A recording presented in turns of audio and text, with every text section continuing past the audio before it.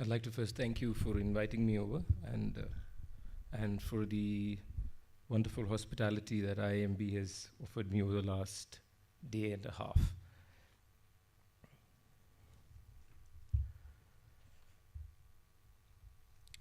I loved science, stars, nature, but then I loved people without knowing that people have long since divorced from nature. Our feelings are second-handed. Our love is constructed. Our beliefs colored. Our originality valid through artificial art. It has become truly difficult to love without getting hurt. The value of a man was reduced to his immediate identity and nearest possibility, to a vote, to a number, to a thing. Never was a man treated as a mind, as a glorious thing made up of stardust.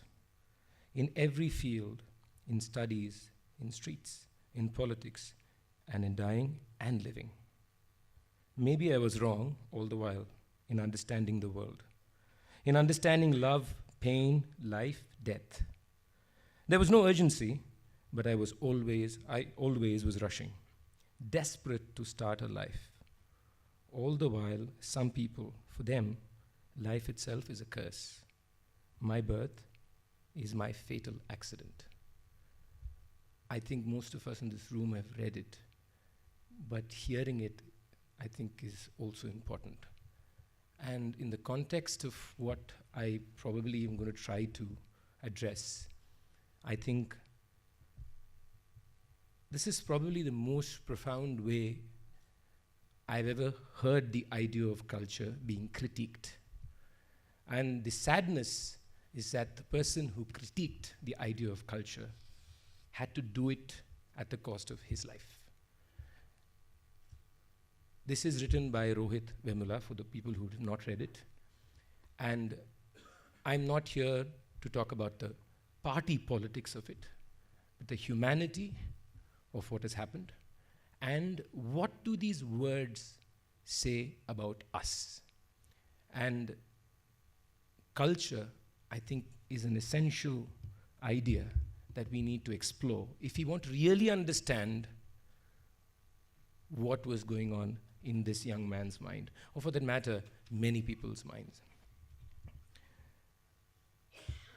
I am a musician, and I speak only as a musician. I had, of course, dreams to be an economist, but never happened, luckily so. I am not a sociologist. I dabble with a lot of things. That's just what everybody does.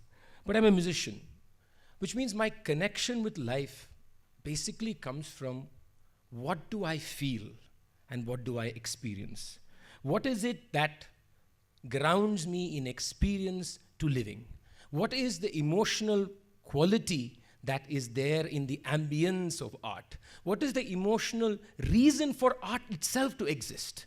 These are the questions that drive my endeavor to live. And therefore, whatever I'll speak today comes only from there. It doesn't come from empirical data. I know this institution will probably love empirical data, but I really don't, I care two hoots about it. I'll tell you why I do. It doesn't come from quoting numbers, because I think that the idea of culture itself cannot be quoted in numbers.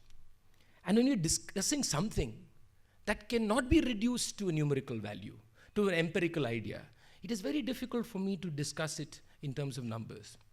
Of course, the fundamental reason is I'm weak in numbers, but that I will tell you at the end.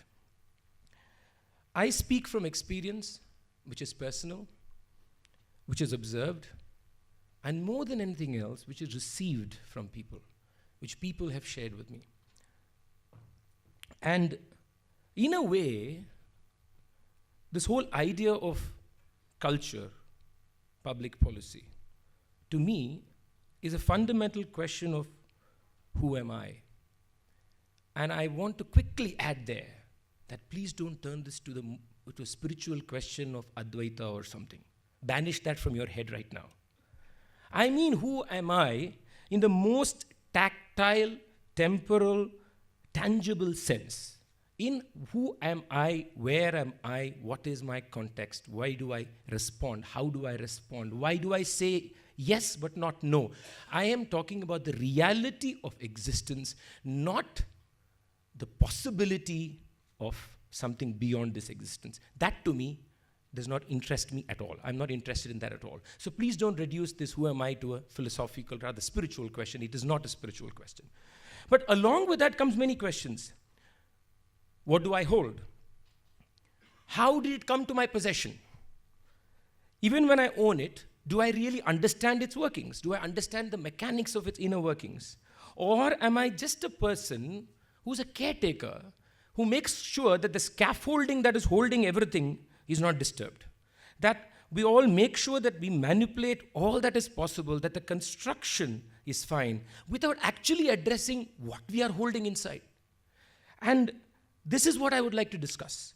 And in the process of discussing this, we will move from the personal to the social and to the political. We will talk about the citizen and we will talk about the state. But what is public policy to me? The moment I think of public policy, as a layman who's not part of any academic or real life engagement with the idea of public policy as understood, I am not interested in discussing public policy as something that is to be bestowed upon all of us by the powers that are there, which I hope to influence. Because the fundamental problem there is I need to see what influence I am going to be placing on them. The question is my position itself a questionable position? Is my perception itself questionable for me to look at whether my influence is something that should be accepted? So it is not about what the government is going to do or how I can pass ideas to the government. It is about the whole concept of whether the fundamental thought of my idea is itself flawed. So the whole idea of public policy then begins at a wrong footing. So that to me is a curious question, and this is as much a question I'm asking myself as I'm probably asking all of us. Because we all have suggestions, we all have perceptions, we all believe it should be done in a certain way. But we never ask ourselves that question, whether that very fundamental idea is flawed. And to me, that is also an interesting thing to look at. So, in a way, I'm looking at all of us as being flawed human beings. And unless I investigate how I can accept and recognize that flaw, how can just public policy actually happen? And public policy is again a search for a kind of a self-transforming act, an act by which as individuals, as collective, and as a nation or as a state, we are able to change things. But let's start from the basic, the individual. Can I strip myself of the pedestal that I put myself on? That whole idea that I know it all. And can I have a discussion beyond that on culture and public policy? And then can we see whether suggestions really exist. Then can we see whether actually ideas exist. They are real ideas that will exist irrespective of the fact that I'm saying it or you're saying it. Can we look at that? And before I go on, I just like to, before I speak about culture, let's talk about something interesting that happened this morning in your campus. We had a group of Jogapas coming to IIM Bangalore this morning and practicing music at, what is it called, MDC, is it? At the yoga hall. I thought that itself was an extremely interesting cultural experiment. Just the whole idea, visually, of Jogapas coming into IIM Bangalore and singing for 2.5 hours was a very, very interesting idea. And I'd just like to leave that thought with you. And I'd like to say something else, which is kind of contradictory to this one. I had a concert in Coimbatore a few years ago, and there was this gentleman who picked me up at the railway station and took care of me all day. And the concert in the evening was part of another institution's celebration of sorts. And as we drove to the concert, he told me, I was sitting next to him, he told me, "Sir, I'd like to come in and listen." So I said, "Yeah, sure, come in." So he said, "No, sir." So I said, "Why?" He said, sir, I cannot come there. So I said, why? He said, no, sir, I cannot come there. So I said, look, only if I go in, the concert is going to happen. So you can always come with me. So he said yes to me. And as soon as he dropped me, he disappeared. And he did not come for the next 3 hours anywhere near that auditorium. And I want to place this example also in front of you before I go on. But there is this ridiculousness about me actually giving this lecture today. And I'll tell you why. It's actually, I thought of it this morning, I was laughing at myself. I'll tell you why. I have membership to most clubs. Most culture clubs I have membership for. And why? I have the perfect attributes. Let me name them. I'm Brahmin. I'm English speaking. And that's, by the way, good English. Not the one that recognizes me as being one who studied in a non-private school, in a public institution where English was hardly taught, and I learned it myself when I went to engineering college somewhere. So I speak darn good English. I'm articulate. I'm decent looking. I'm well dressed. I'm upper middle class economically, I'm fine. I have access to power, administrative power or media power. I am talking about cultural clubs. This must be the most ridiculous thing that could happen. And worse, where am I speaking? In IIM Bangalore, which hopes to bestow upon all of you exactly the attributes that I actually now read out for myself. So there is this whole, in a way, there is a certain ridiculousness about this evening. I'm sorry, I just thought about it and I had to laugh about it myself. That the speaker and the context, in a way, have no clue about what culture clubs are. Because we belong to every club. But nevertheless, let's talk about it. Because I think, in some ways, it is probably very important that we are the ones discussing this issue at one side of the discussion. Because to a large extent, we are the ones who have the power. We are the ones who are heard. We are the ones who have the access. We are the ones who can say it in a way that the other person will listen to you and not think that you don't have intelligence to say it. So in a way, if this kind of self-inquiry has to begin, it probably is important that it begins here. There was recently there was a meeting, I was at a meeting at an institution, and they were accusing another institution of not providing education for the poor. They said, your priorities are not to provide education for the poor, you only provide education for the guys who come in cars and Audis and BMWs or whatever. And in the course of the discussion, I had to gently point out to the gentleman, I said, I completely agree with you that the priority is not, they don't provide it for the subaltern. But there is a very important aspect that this institution also provides, is that it creates an environment where the people who are empowered and privileged also start thinking about these issues. Because they are also important if the idea of poverty has to change, the idea of differentiation has to change. So as much as the subaltern and the poor have to be provided the same level of education, the kind of education given to the so-called empowered also needs to change. And so therefore, in some way, I guess our conversation today is about trying to find a way where we can relook at what we do. But there is always this accusation, and I've received it, and that's why I know it. So when I've spoken about the problems in the world of Karnatic music, a kind of private clubism that exists. It's a caste-generated class club mentality. And I've been told, what do you know about it?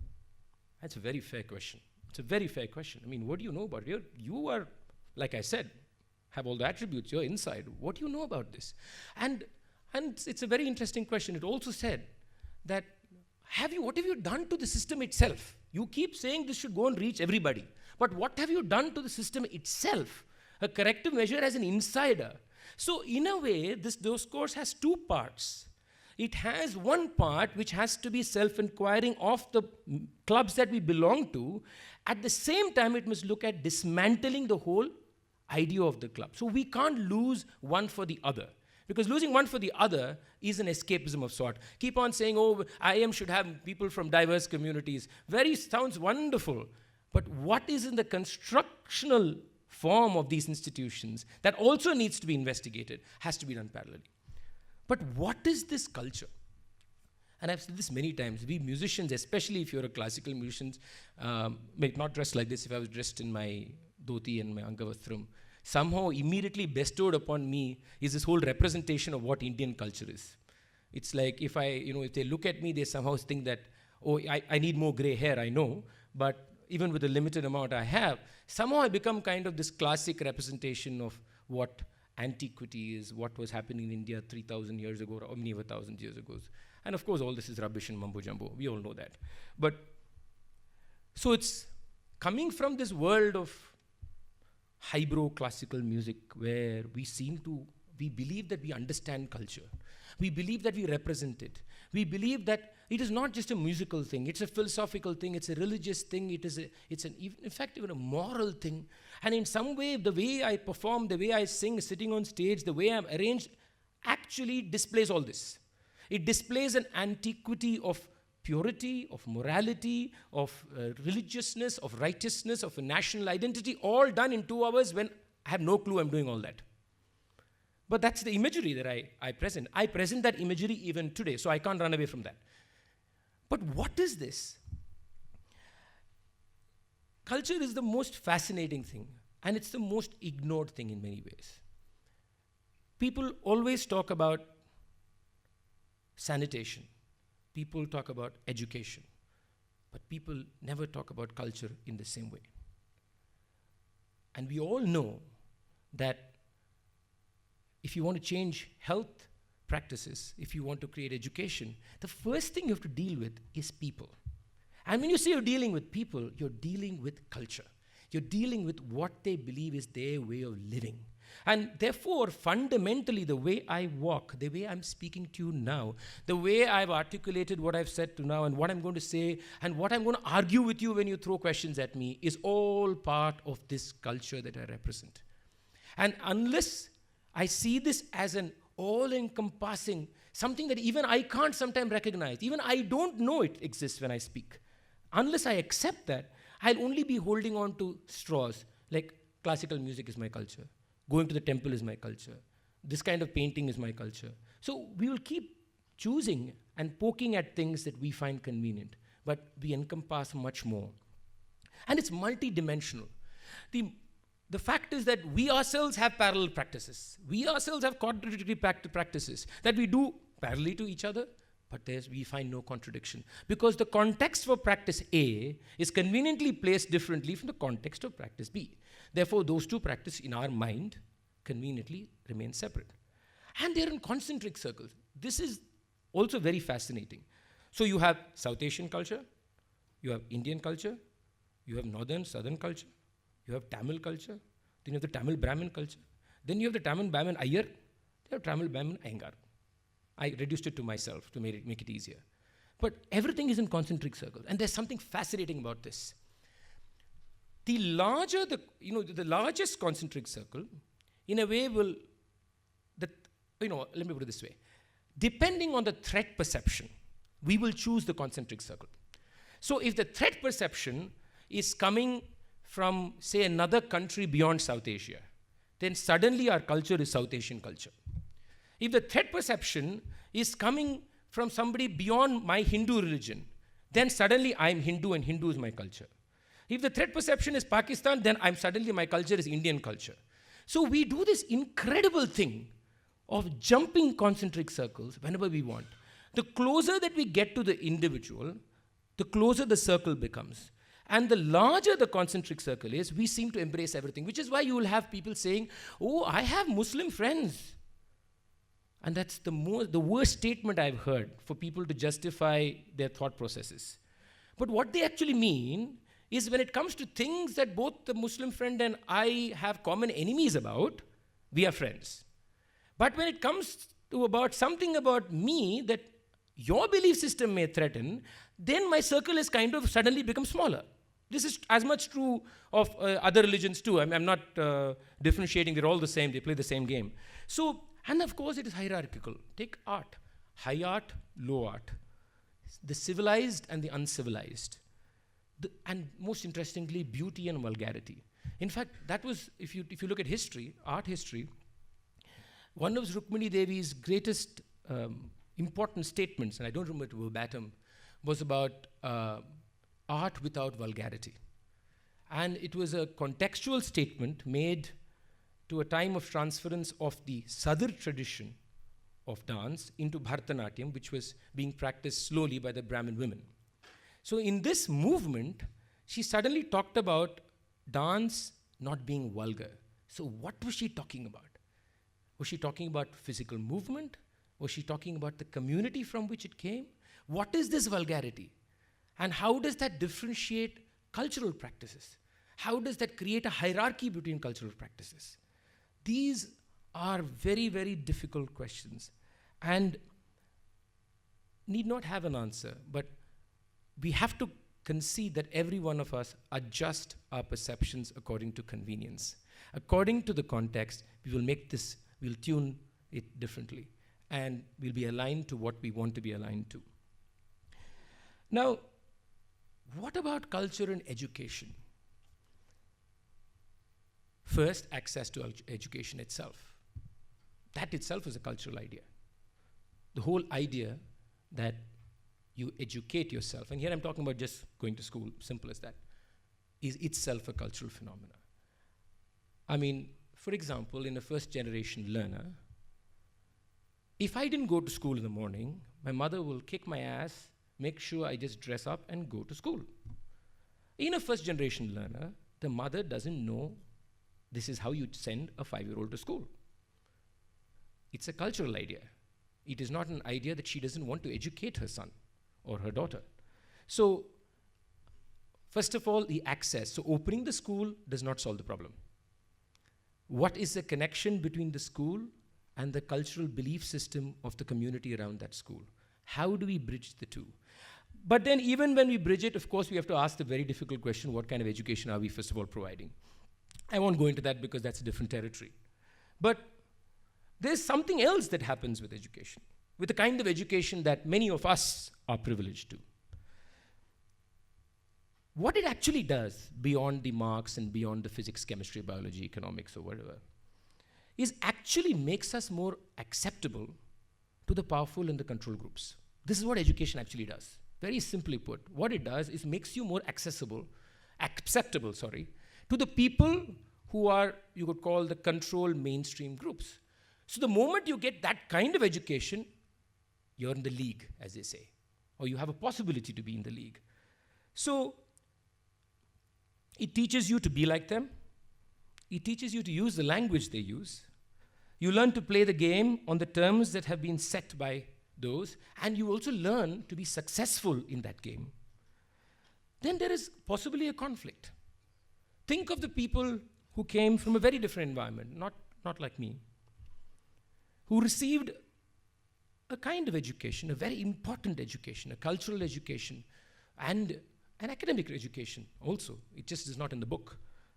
Before they came to the school, shall we just say private school, because it kind of classifies what I'm saying even better. What happens to what they learned before and what they are learning then? What happens to that conflict that exists in learning, not in terms of just content, but in terms of method, in terms of receiving, and in terms of giving? What happens? There is almost a necessity for those who come from the weaker sections to these schools for acceptability and for being part of this larger, strong group, to some way disable or discard that they received as education in order to be part of this influential fold. And what this does to the individual, what this does to the individual sense of who am I, where do I belong, why am I loved, what am I giving up to be loved? These are all questions Rohit has asked.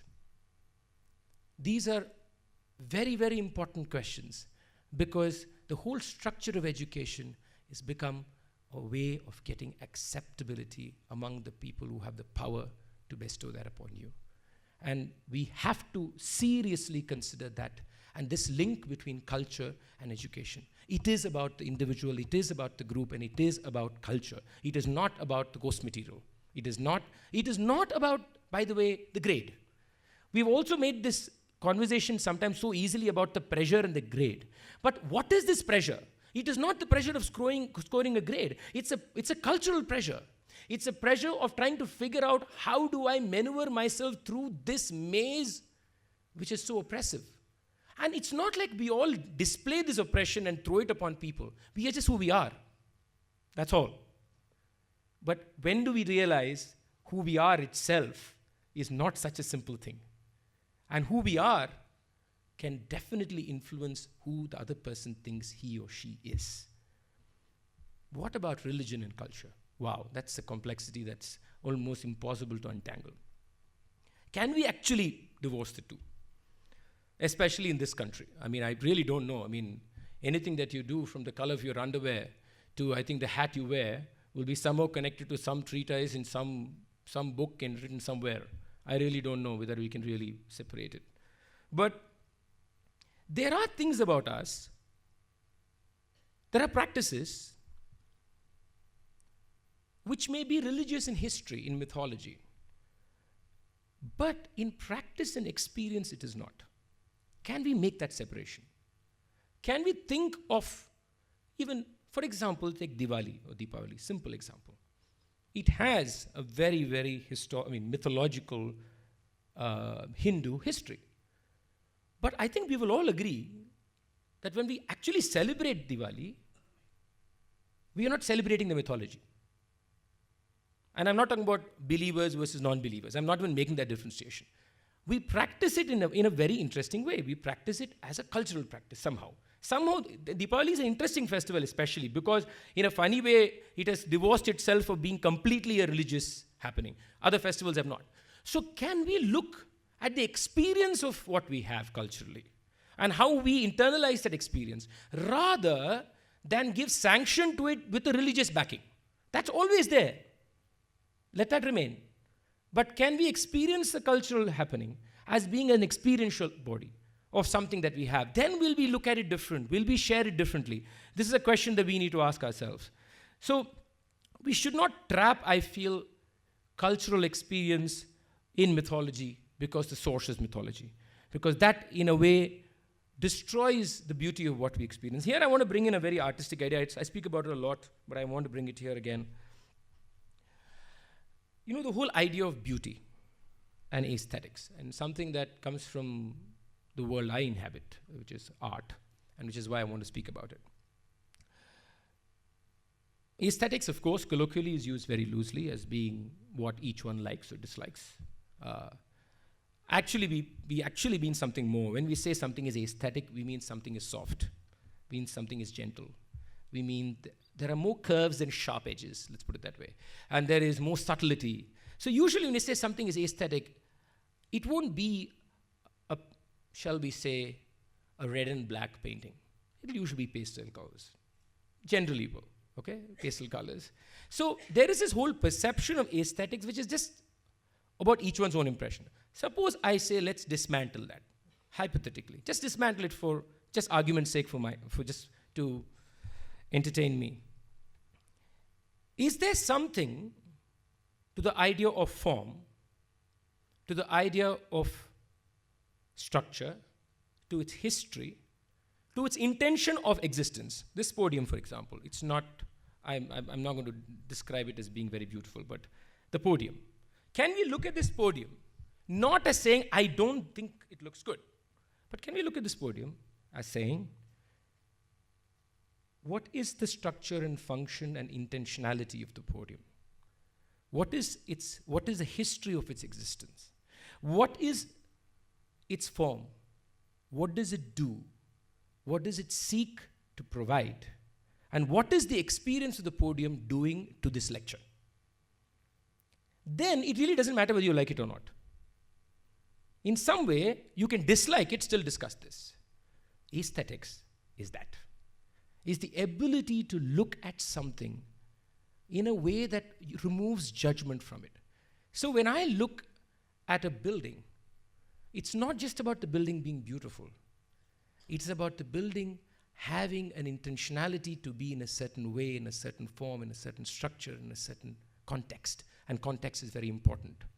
The context of the environment is as much part of this whole thing. So beauty then is only an extension of that. can we think of this idea in a cultural context? Can we just take this idea in a cultural context, in the way we celebrate culture and identity? Can we think of it as being something that exists in a context, in an environment, in a history, in a certain intentionality, in a celebration, in whatever, because of what it is? And the moment we can do that, if at all, then the critique of it becomes interesting too.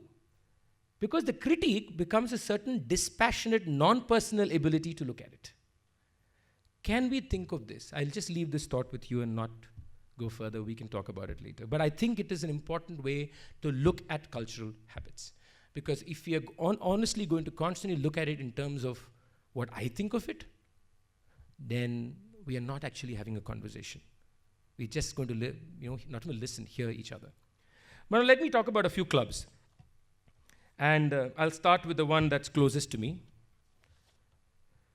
the Karnatic Club. So let me give you a few descriptions of the Karnatic Club.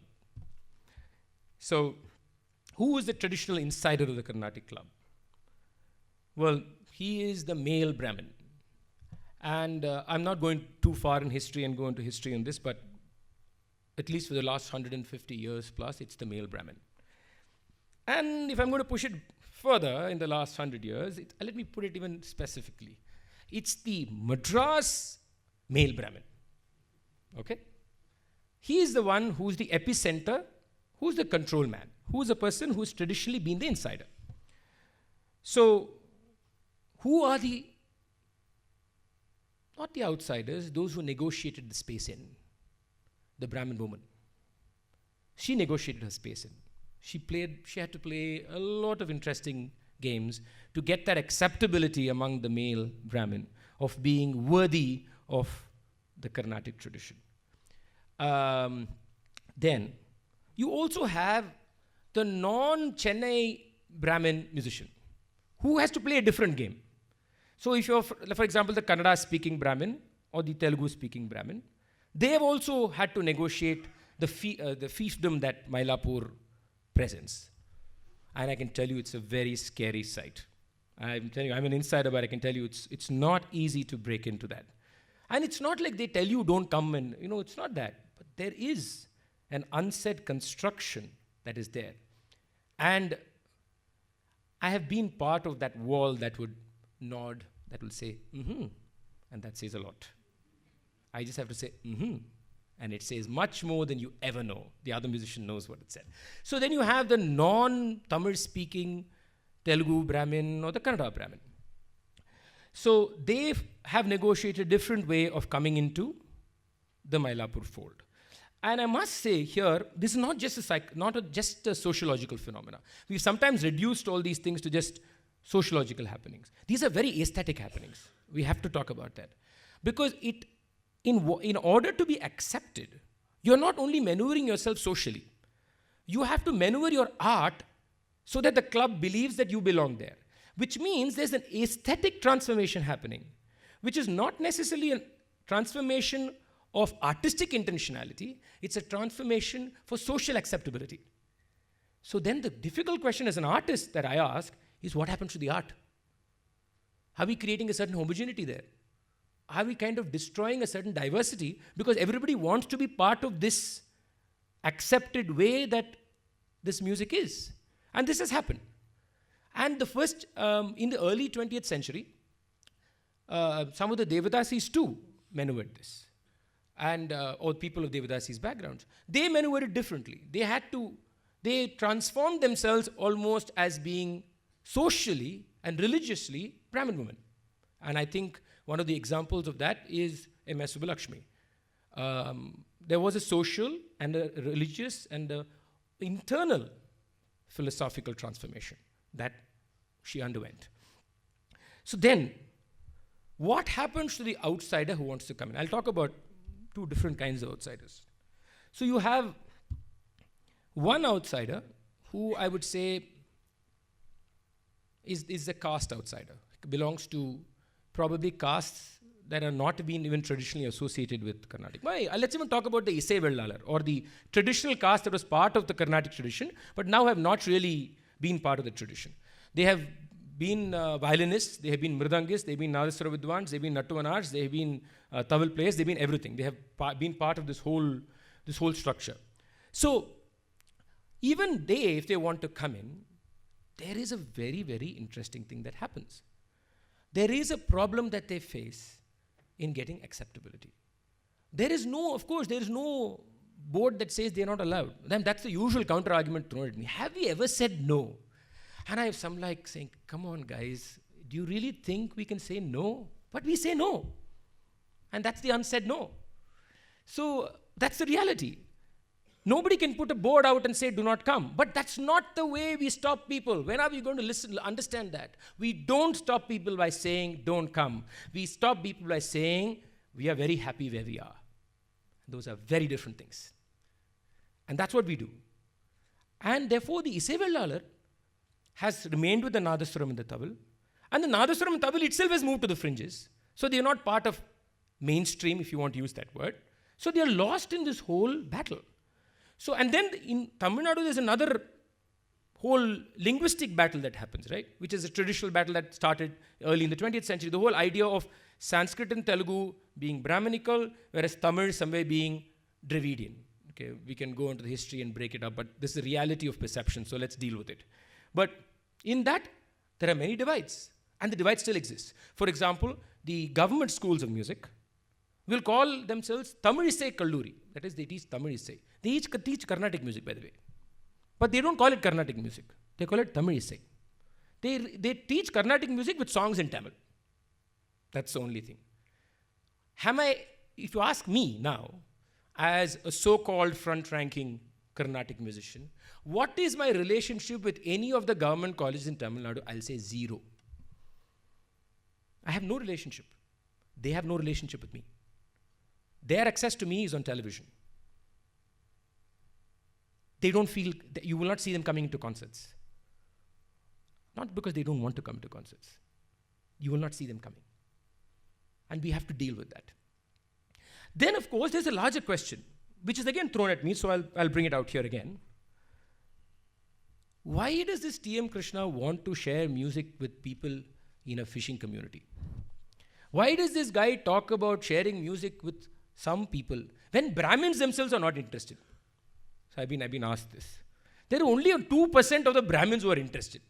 First you make more Brahmins interested, then go to other people, I'm told. I find it laughable, actually, of course. That we should first get 80% Brahmins inclusion, then we should go to some of the people. I don't know how the math of that works, but nevertheless. But there is a fundamental point that is being said here. That in some way, this should be dealt with as a demand-supply issue. So the fundamental point is you supply if there is demand. When there is no demand, why you supply? This is actually a supply-demand issue that they are raising. Has the fisherman come and said, sir, I want to learn Carnatic music? He has not asked you. But why do you want to expose him to Carnatic music? So there's no demand. If there was demand, he will come and ask you. I mean, will he really? But that's a different thing. But the fundamental point that is being missed is this is not a demand-supply issue. This is an issue of two things.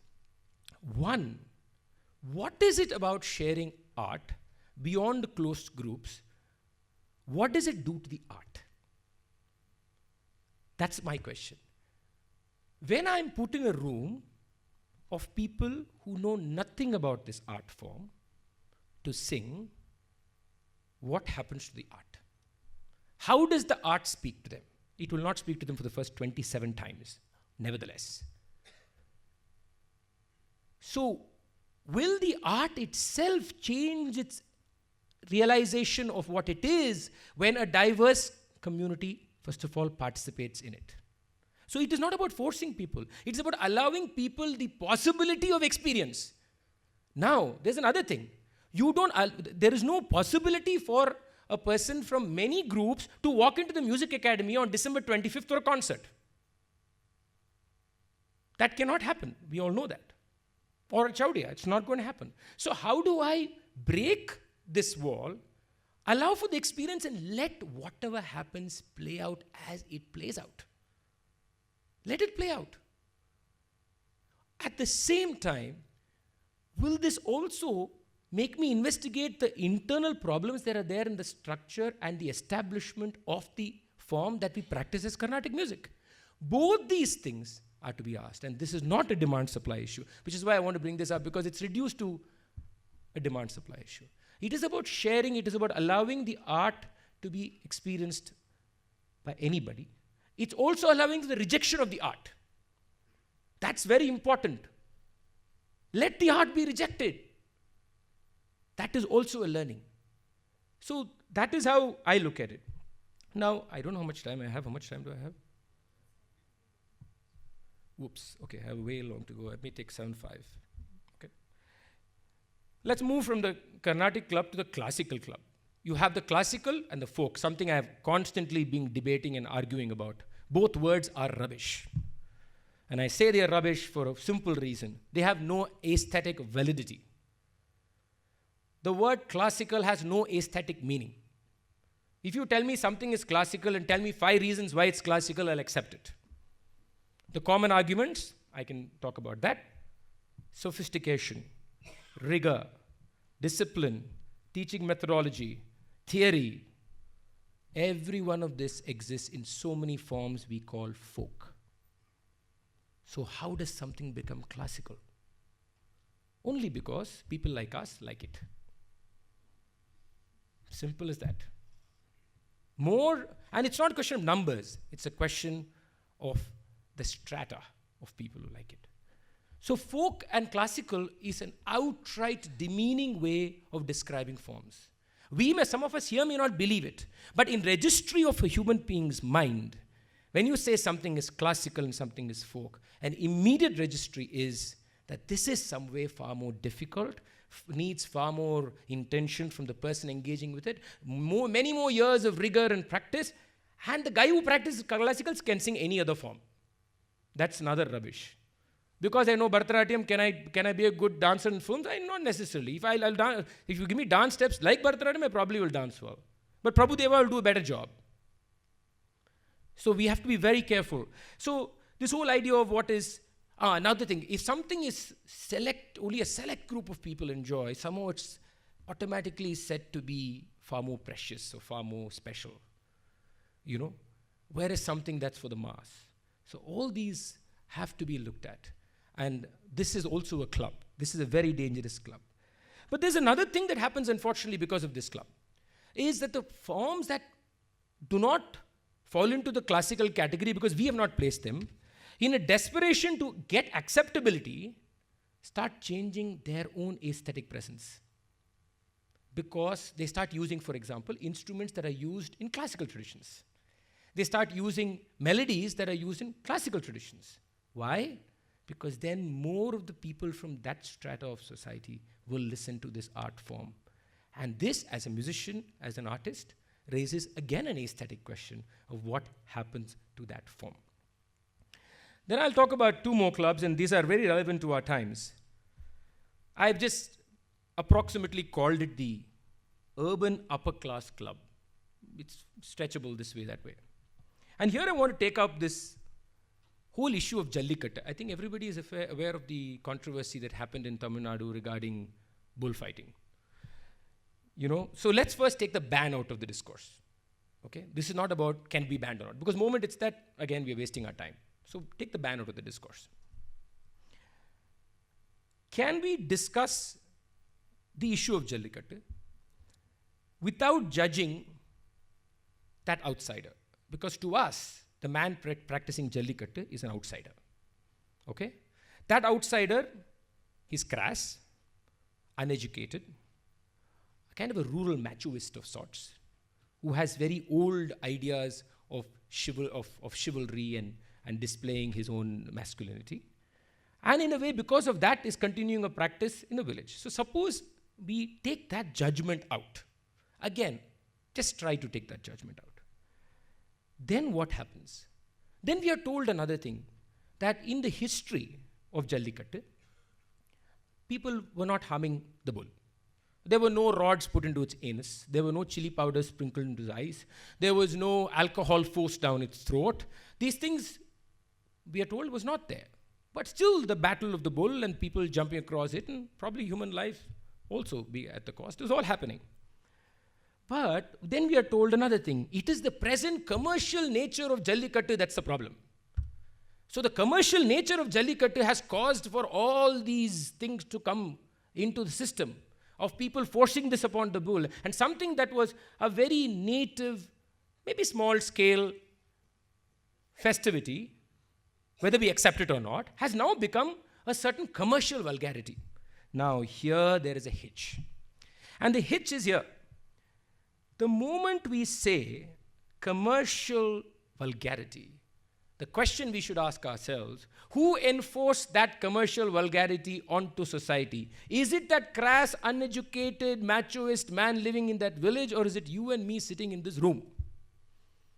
So then, what happens to this differentiation of the outsider and the insider and the member of the club? And now we are pontificating to that person of the Jallikattu that doing all this is wrong, but because he has now transformed the form of Jallikattu to appeal to television audiences, to appeal to people wearing similar t-shirts with sponsors behind, right? With creating a mass kind of a psychosis. And all this is part of what we people, members of the club who accuse them of being insensitive human beings, have proliferated towards all over society. And have in a way made this the way to live a modern life. And now we have a problem with the person of Jallikattu. So who has this, what has this insider, that is us, done to this outsider, done to the living of the outsider, done to the environment of his living, that now today we flip it and find it vulgar? I'm not here taking sides on the animal issue. I'm just presenting about how we are perceiving it. And we are also animal activists now. Okay? But we will consume. The moment I bring Jallikattu into this, another thing will happen. What about halal and beef eating? This is like almost like I can expect that to be the next question.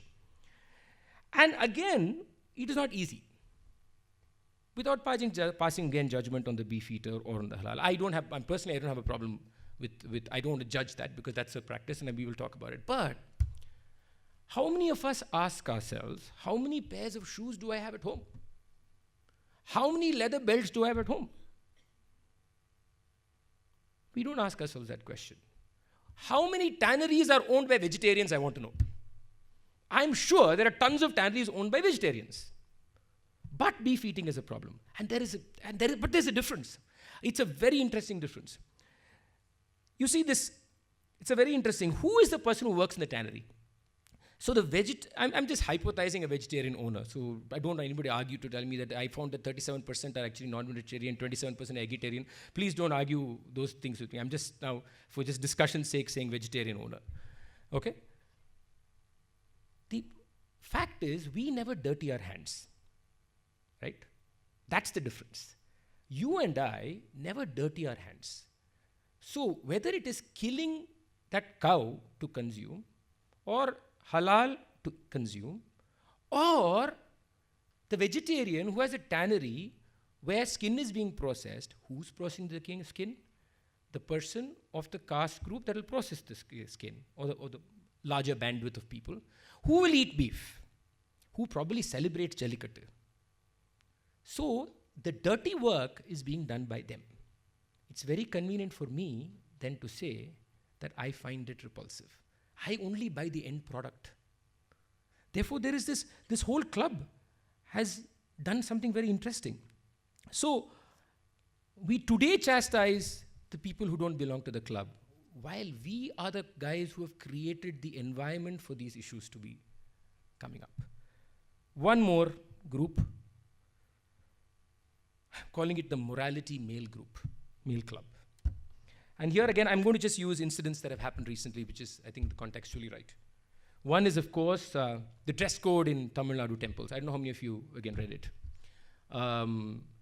It's the most fascinating order by a judge who decided that he knows better than everybody on the length of the skirt, on what women should wear, should not wear. The most interesting, children should be fully covered.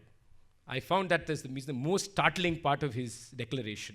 So if the children wearing diapers, I think they need to wear pants on the diapers to come. Anyway, jokes apart, I, of course, found the order extremely regressive. There's no doubt about it. Because it comes from a basic problem of how we perceive women. And the basic problem comes from the idea of sexuality, female submissiveness, and but more than anything else, and something I wrote about, it comes from a psychological belief that the woman is a force of corruption and manipulation by her just physical presence.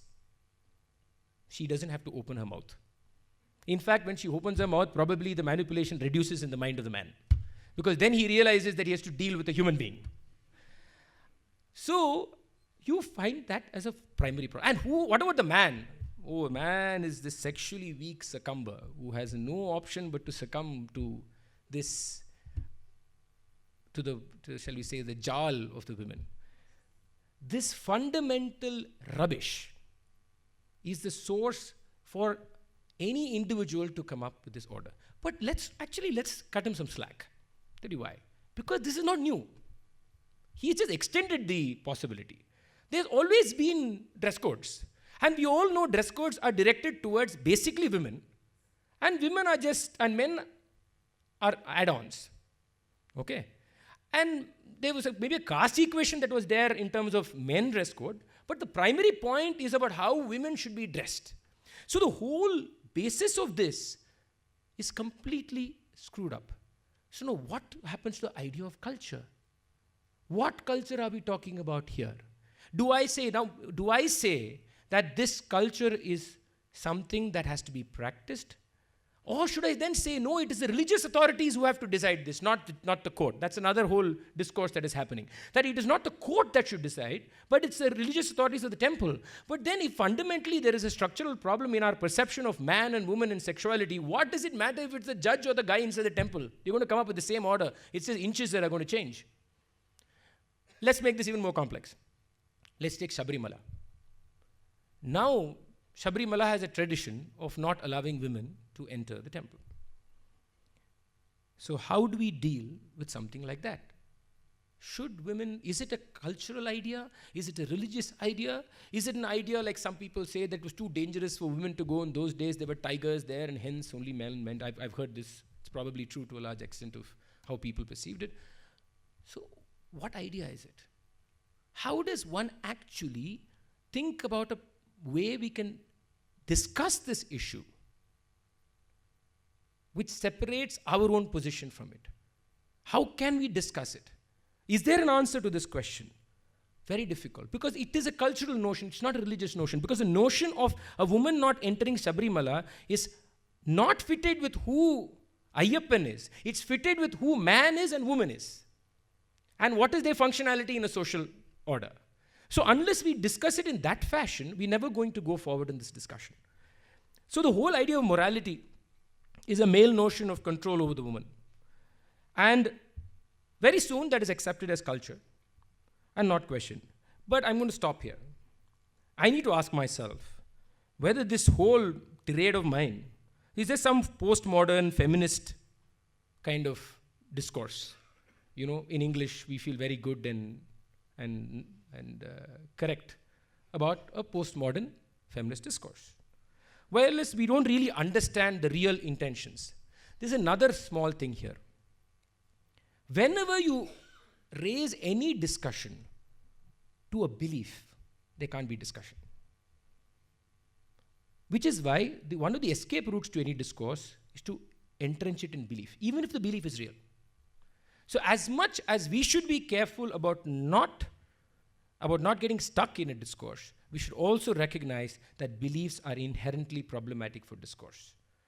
We have to remove it from the belief, yet not trap it in our sense of modernity. But hang on, once again.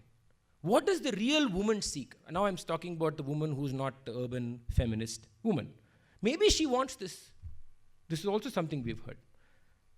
But before that, I'll come to another incident that happened 2 days ago.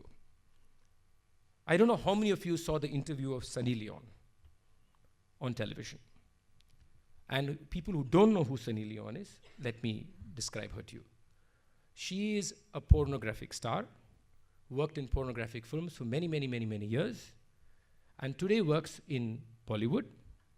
And she's accepted in her own way in Bollywood. And there was this interview on television channel with her. And I'm just going to read, I just randomly kind of sketched down the kind of questions that she was, and she handled the interview quite beautifully. I have to first say, I thought she handled the interview quite beautifully. Are you comfortable with your past? Are you okay that people see you only as a sex object? Are you okay that wives are very wary of you? Are you okay that many politicians think that you have corrupted the minds of Indians and destroyed our culture? Do you know that after you entered Bollywood, that the percentage of people watching pornography in India has increased by some 30% or something? These were the questions that were asked of this woman. This was not the woman of the village. This was not a man of the village. This was a man of the city. One you would call liberal, even postmodern. So this whole notion of postmodern versus traditional is itself skewed. And it is a convenience to either put forth our own agenda, or it's a convenience to discard somebody from this discourse as being an aberration to this discourse. Both are dangerous. So, but we have to ask this, who is this real woman? Who is this real person? Not just woman. But then here comes another problem. Do the oppressed of any kind really have a will to make a choice? We have to ask that question. So, what is this free will? If there is a cultural practice among a socially oppressed community which is self-deprecating because of a discriminative nature of their position in society, was that a practice of free will? Was that a practice that was done because they made a choice? Today they believe that's what they are, but was that a practice of choice? What is the idea of choice? What is free will? Even you and I don't have free will. The most privileged lot actually don't work on free will. We some way fake ourselves that we work on free will. So what happens to these people? And I need to be careful here that I'm judging very fast. So what about freedom of expression? I personally believe freedom of expression is absolute. I disagree with the Constitution. I believe that I have the right to express myself, and if you're hurt, you have the right to say you're hurt and express yourself. So I'm in disagreement with what our laws say. Because a dissenter is very, very important. And a dissenter belonging to the club or outside the club, both are equally relevant to how we perceive culture in society and we make policy. But I need to say something about these clubs. These clubs are not about numbers, like I said. It's like in Karnatic music also we are told that how many percentage of people listen to Karnatic music, I mean, there's no great, but just look at the list of Padma Shris and Padma Bhushans in the years in India. And put the number of classical artists who have got it and number of so-called folk artists who have got it. You will know what the power is. You'll know what the club belongs to. Of course, you can add now Bollywood also to the same question. So it is not about numbers. So we've talked about the individual. We've talked about the club. How does it connect to the state? State public policy on culture is always driven by the membership that the people in power hold. Which clubs are they members of? They will offer some concessions to the rest for electoral reasons, but the thrust will be on the clubs that they belong to or have adopted themselves into. Even those who come from weaker clubs or maybe marginalized sections will discard their origins or identities for that piece of cake, which they'll only get if they adopt this new home. But we ask this question, do they still really belong? I mean, are they really accepted? And, you know, I'm going to say something very hard and very sad. I don't think they are. You know what they're used as? As trophies. They're used as trophies for the traditional insider to say, look, we are inclusive. Look, these people are part of us. Look, we have not differentiated. In a way, we display them as trophies, as examples of what we are.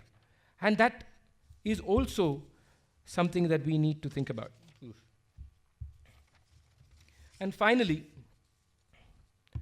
what about the nation itself? Is it a club?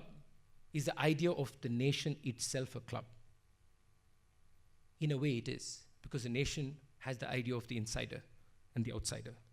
What you say, what you think, what you read many times decides whether you belong or not. Of course, we've heard this go to Pakistan rhetoric many times. And let's forget about the context of how. Just the whole idea that somebody says that is itself throws in front of you the perception that there is an insider-outsider in terms of a national identity or a nation.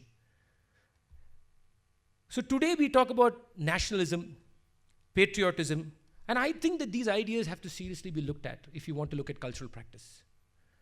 Because what is it being patriotic? What does it mean to respect, love, embrace, breathe the land of my birth? Can this be done without it reflecting a negativity on one who's outside? Can it be done in a way of celebrating if you look at it, when you say your land, it's actually a smell, isn't it? In a way, it's actually a smell. It's like all of us will tell you when you land in your city, you smell something. That's culture in its most essential form. Can we look at that as being what we are? And not who's outside, who's saying what you agree with. So the celebrating of the land itself is a way of looking at where you belong. And not necessarily nationalism, patriotism, jingoism and all the isms. And we have this unusual pair now, sedition and tradition. Sedition is thrown at you the moment you don't conform. And tradition is perceived as conformism.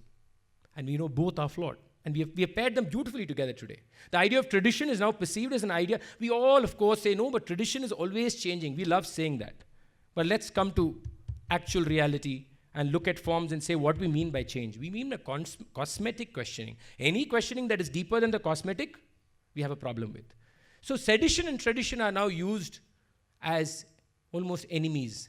So the moment you break conformism, there is a danger of you being in this wing of sedition. In a dictatorship, culture and cultural clubs are enforced. You're pushed to belong. In a democracy, it's directorial, majority-driven. But I think a republic is slightly different, or should be slightly different. Every single person in a republic is equal.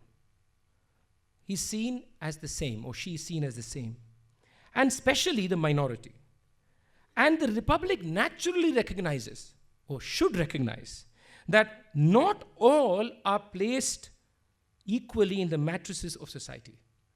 So their placement is not equal. So when we say equality, and the starting point is not equal, and there are clubs that own that cultural identity, what does the republic do to deal with that differentiation that is ingrained in the way we are born and where we live?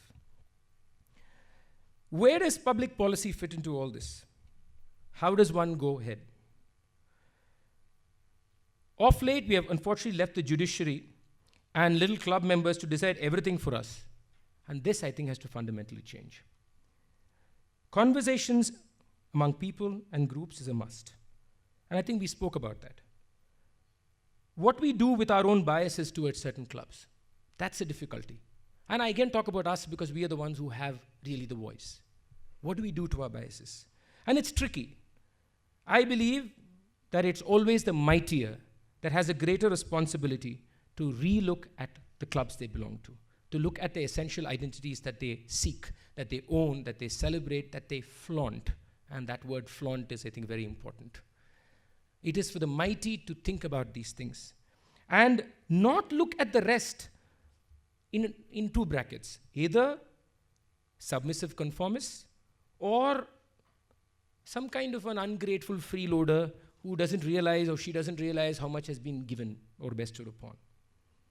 It is a free conversation that should and can develop into a dynamic cultural public policy. And a dynamic cultural public policy is essential. That the fact is that this conversation is ongoing. And the conversation is not always giving you answers, but conversations always give you direction. So public policy is only about direction. It's not about putting a full stop. It can never be about full stops. And for that, And for that to be just and truly representative of the people, it has to begin with, I believe, an individual transformation.